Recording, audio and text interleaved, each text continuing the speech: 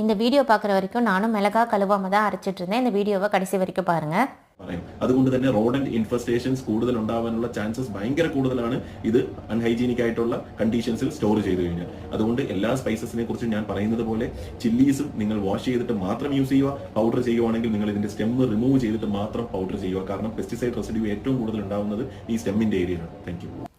தனி மிளகாய் தூள் ரெடி பண்ணுறதுக்கு நான் 1/4 கிலோ குண்டு மிளகாய் எடுத்திருக்கேன். அதை நல்லா கழுவிட்டு தண்ணியை வடிச்சிட்டு அதில் இந்த மாதிரி பழுப்பு நிறமாக இருந்துச்சுன்னா அந்த மிளகாயெல்லாம் எடுத்துடணும். அதே மாதிரி ஒரு 150 கிராம் நீட்டு மிளகாயும் 100 கிராம் காஷ்மீரி மிளகாயும் கழுவி 3யும் நல்ல வெயிலில் காய வச்சிடலாம். வெயில் இல்லாத சமயத்தில் அரைச்சோன்னா கொஞ்சம் கடாயில் போட்டு வறுத்துட்டோன்னா நல்லா மொறுமொறுன்னு ஆயிரும். வெயிலில் காஞ்சதுக்கப்புறம் பாருங்கள் எப்படி நல்லா கிறிஸ்பியாக இருக்குன்னு. இப்போ இதில் இருக்க காம்பெல்லாம் எடுத்துட்டு நம்ம மிளகாய் மில்லில் கொடுத்து அரைச்சி வாங்கிக்கலாம்.